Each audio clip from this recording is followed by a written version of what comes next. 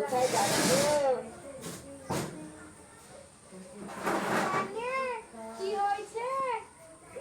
আমরা পিকনিকে যাচ্ছি। আমরা সবাই মিলে পিকনিক করি গা। আমরা তোমাদের সাথে পিকনিক করব না।